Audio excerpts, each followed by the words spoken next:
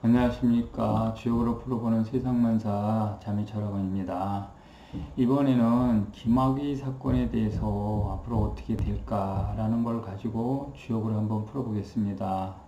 방송에서 김학의 사건이 여러 번 방송이 되고 계속해서 이렇게 방송되면서 이목이 자꾸 집중이 되는데 제가 한번 궁금해서 주역을 한번 풀어봤습니다. 이 김학의라는 분은 전직 검사하면서 법무부 차관을 지내셨고 현재는 변호사이시면서 지금 별장 성접대 동영상이라는 걸 가지고 많은 사람들이 지금 이 문제를 TV에서도 또 MBN 뭐 이렇게 YTN 이런 데서 계속 나오는데 이 별장 성접대 동영상이라는 것은 치움죄로 특수감관했지 않았는가. 그래서 경찰에서는 김학의나 윤중천 등 18분의 특수강간 혐의로 검찰에 송치를 했지만 서울중앙지검에서는 김학의 분을 무혐의 처분을 내렸고 2017년 피해 여성이 김학의 성폭력 혐의로 다시 고소를 했는데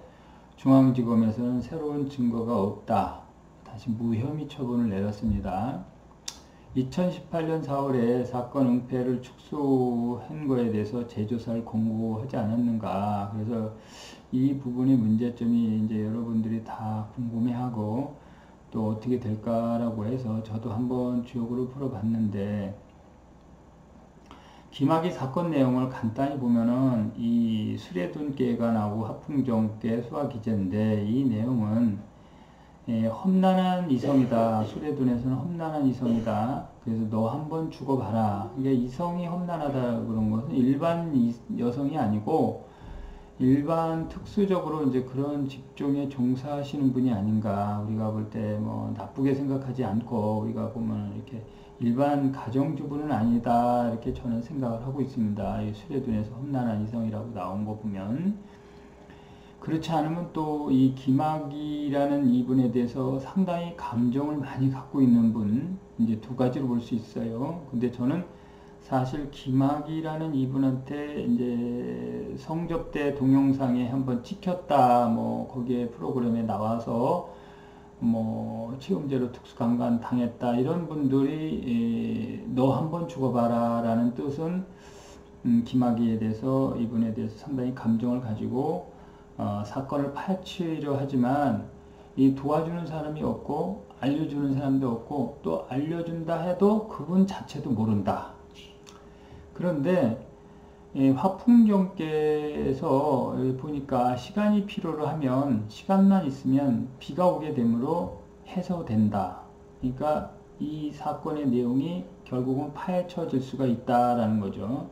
그렇지만 조건부로 되는데 처음엔 방해되지만 나중에는 된다.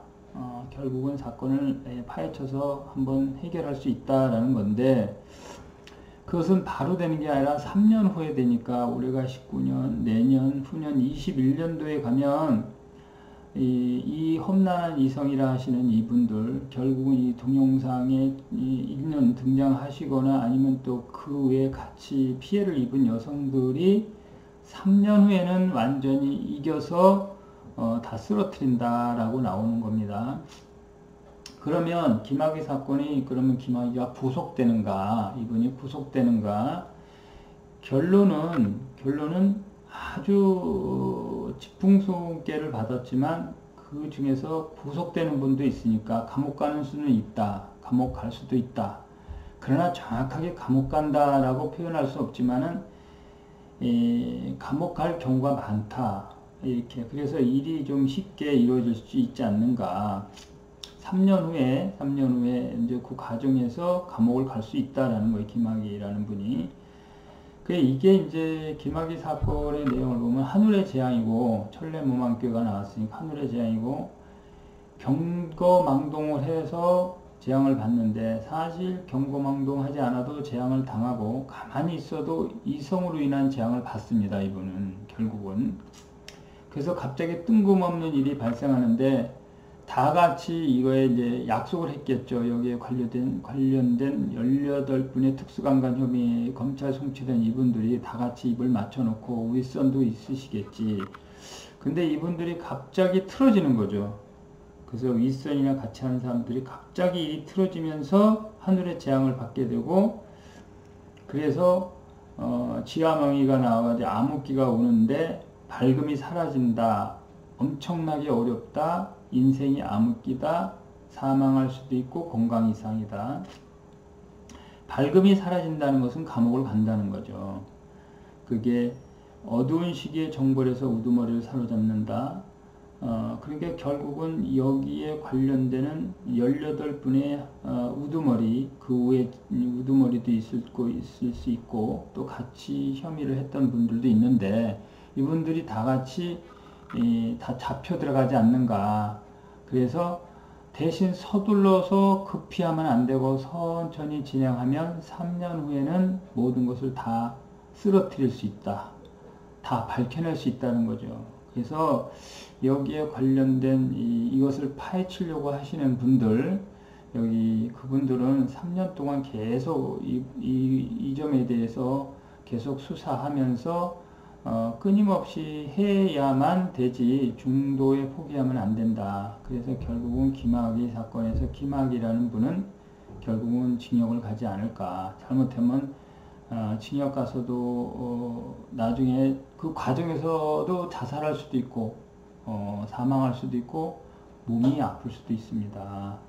그러니까 제가 주역으로 이렇게 풀어보는데, 이것이 제가 주역으로 풀어보는 거고, 어떠한 개인적인 어떤 감정이나 어떠한 원한이나 이런 것이 없고, 저는 다만 사회적인 모든 부분을 주역을 통해서 풀어보는 것 뿐입니다. 오해하지 마시길 바랍니다. 감사합니다. 주역으로 풀어보는 세상만사 자미철학원이었습니다.